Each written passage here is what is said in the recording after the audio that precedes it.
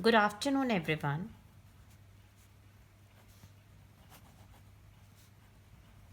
Today I'm going to take up the topic forfeiture of shares. In the previous class, I discussed what are shares. Now, today I'm going to discuss about forfeiture. Forfeiture का मतलब क्या होता है? What is forfeiture? Forfeiture means जब्त करना. जब्त का मतलब क्या होता है?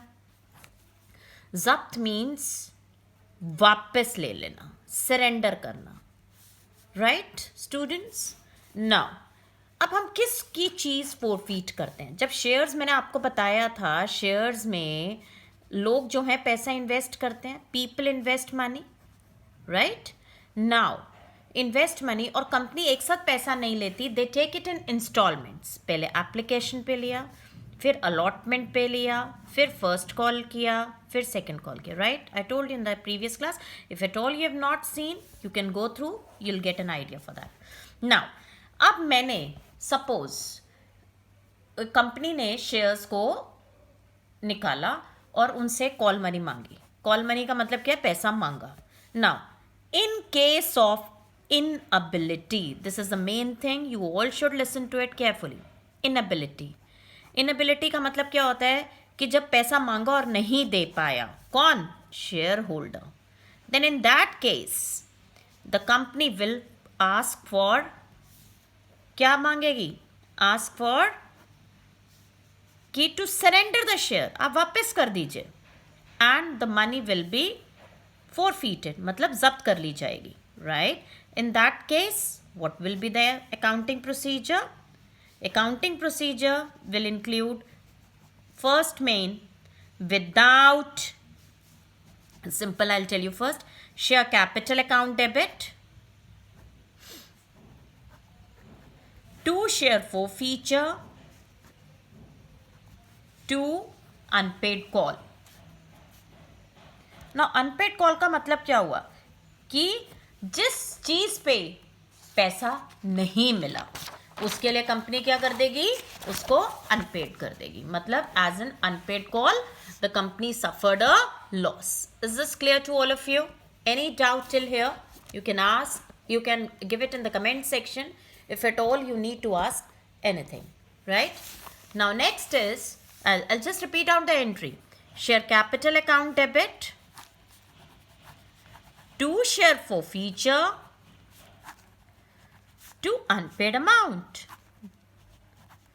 Now ये शेयर कैपिटल क्या होता है? ये हमेशा फेल्ड शेयर से होता है. शेयर कैपिटल तो फेल्ड से ही होगा ना, और किसी चीज से तो होगा नहीं. Failed shares. और ये याद रखिएगा, कंपनी के पॉइंट ऑफ व्यू से हमें एंट्री बनानी है, नॉट अपने पॉइंट ऑफ व्यू से. Share capital account debit into called up money. Called up money मतलब फेल होने तक. कॉल्ड का मतलब क्या होता है? मंगवाना. अब कंपनी कब तक मंगवा रही है? लास्ट तक मंगवा सकती है, बीच तक, हो तो उनकी पॉलिसीज के ऊपर. Right, now into called up money. Called up money is what? Which is a called up money?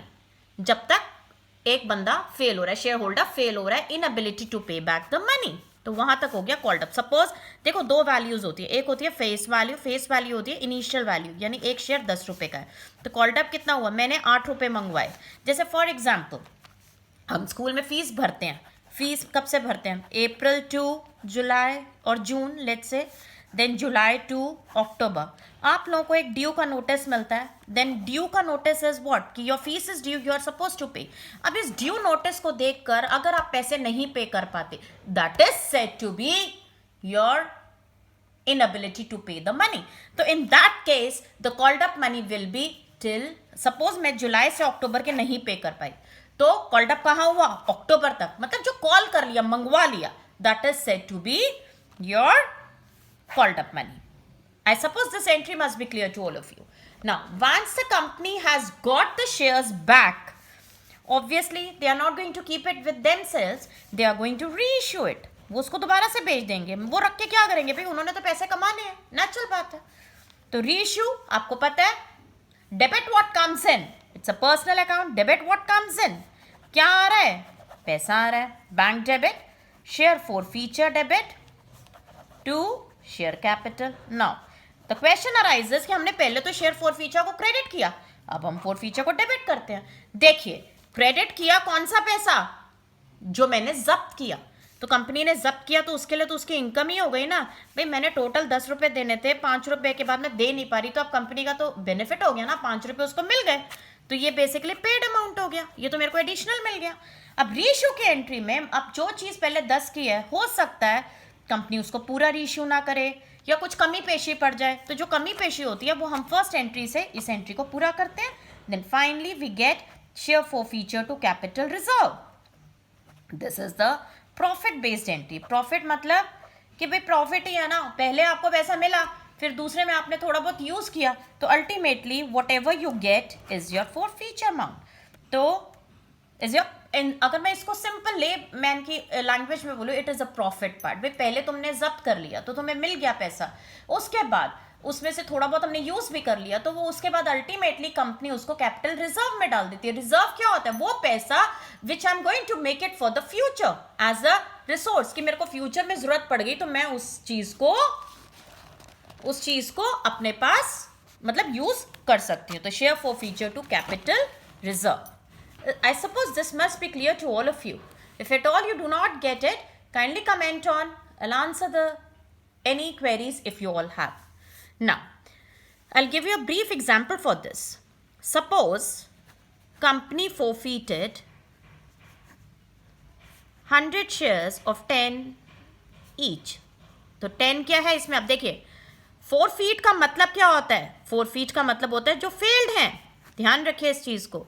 Forfeit वही चीज की जाएगी ना जो फेल्ड हो रहा है, जिसपे पैसा आ रहा है उसको थोड़ा ना हम फोरफीट कर देंगे। तो 100 हो गया इसमें बेटा, and 10 is the face value. Face value मतलब उसकी वैल्यू क्या है, वो कितने का है, बट मैंने कॉल्ड अप कितना किया? सपोज मैंने कॉल्ड अप किया 8 rupees.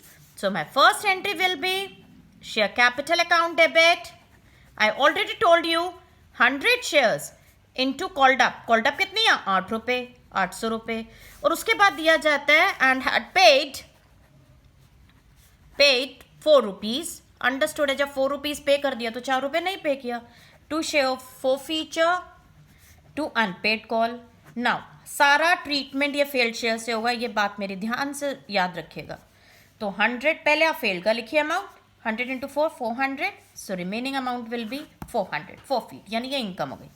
Now these shares are reissued at 2 per share. एक चीज और याद रखिएगा, जो भी पर शेयर का अमाउंट होता है, पर शेयर मतलब एक शेयर इतने का बेचा, that will be your reissue amount. Share forfeiture debit to share capital. Is that clear to all of you? तो कितने शेयर्स थे मेरे पास? 100 शेयर थे। कितने का एक बेचा मैंने? 2 रुपए का, तो 200 रुपए। 100 इंटू, अच्छा अगर लिखा है फुली पेड, ये छोटी छोटी चीजें जब आप सम्स करेंगे तो यूल गेट टू नो। जब लिखा फुली पेड मतलब 10 रुपए, और अगर लिखा है नॉट फुली पेड तो 8 रुपए जो आपका कॉल्ड अप था। Now if I take fully paid, मान लीजिए तो मैंने कितने शेयर इशू किए हैं?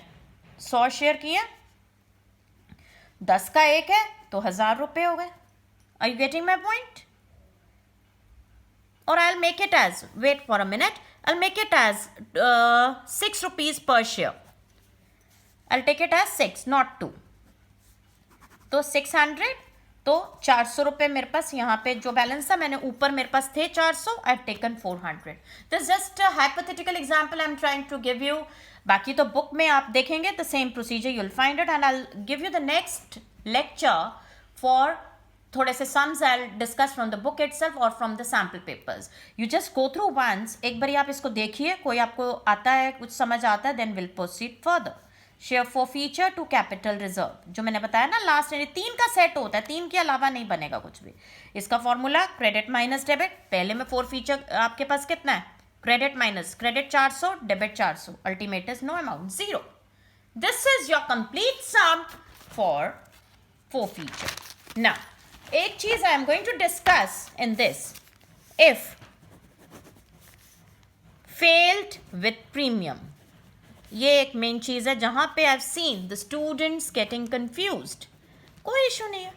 देखिए, जब कंपनी शेयर इशू करती है मतलब इनिशियल निकालती है, जब वो मार्केट में लॉन्च करती है, 10 की चीज पर 4 रुपए प्रीमियम। जैसे हम कार बुक कराते हैं, कुछ भी बुक कराते हैं, उसमें कहते हैं ना प्रीमियम, दैट इज व्हाट आपने, फिर मैं वही रिपीट करूंगी, फर्म के पॉइंट से सोचना है, अपने पॉइंट से नहीं सोचना बेटा। तो कंपनी ने इशू किए, 10 का एक शेयर था, 4 रुपए उस पर प्रीमियम आया, पहले तो कंपनी को हुआ प्रॉफिट, प्रॉफिट, ध्यान से सुनिए। अब फेल्ड अगर प्रीमियम पे हो जाता है तो खुद सोचो, जब पहले प्रॉफिट हो रहा है अब मुझे वो चीज नहीं मिलेगी तो वो मेरा लॉस हो जाएगा ना। This is understood? Any doubt? I suppose I am clear with my concepts. Share capital account debit to share forfeiture, हमेशा पहले इनिशियल एंट्री लिखा करो, ये इनिशियल होता है। To unpaid amount, any unpaid amount, पहले आपने प्रीमियम क्या किया इशू के केस में? क्रेडिट किया। If you go through my last video you will get it कि आपको प्रीमियम क्रेडिट करना है by default. If it is not given it is always on allotment, right? Now this will be debited क्योंकि company को loss हो गया। भाई पहले तो प्रॉफिट हुआ, आपको पता है हमारे पास अकाउंट्स में 3 रूल्स होते हैं। If remember, just giving you a brief for this, this not related to this. Real, personal, real and nominal ना। पर्सनल अकाउंट क्या होता है? इंडिविजुअल से रिलेट करता है, इंसान से रिलेट करता है। And rules is debit what comes in, credit what goes out. Real is assets and liabilities, right? And nominal is your debit all expenses and credit all incomes and gains. Now अब ये premium क्या हो गया? Expense हो गया ना, खर्चा हो गया ना, भाई लॉस हो रहा है मेरे लिए। पहले तो मेरे को मिल रहा था, कंपनी को मिल रहा था, इसलिए मैंने क्रेडिट किया। अब ये मेरे को मिलना नहीं तो मेरे लिए लॉस हो गया, मतलब कंपनी के लिए लॉस हो गया, तो उसको हमने डेबिट कर देना है। Again reissue will remain same, bank debit, share forfeiture debit to share capital. See, I know in this term you all have MCQs pattern in your exam. But Peter, MCQ again you'll be given the options. You need to find out the answer. तो थोड़ा सा आपको accounting procedure पता होगा तभी आप उसको निकाल सकते हैं। अदरवाइज जस्ट बाय हुक और by crook you just can not make it out that way कि इसका तो ये होगा। उसके लिए कुछ रूल्स हैं, we need to follow them. And finally share forfeiture to capital reserve. Hope you all must have got the concept for fourth feature, and I'll try to make up one more lecture for the another topic, that is not with another topic, sorry, I'm going to repeat the same topic but I'm going to discuss the sums. By then you should all go through the entries once or twicely. Definitely you'll be able to solve sums with me. Thank you very much. If at all you get it, kindly subscribe. Thank you. God bless you all.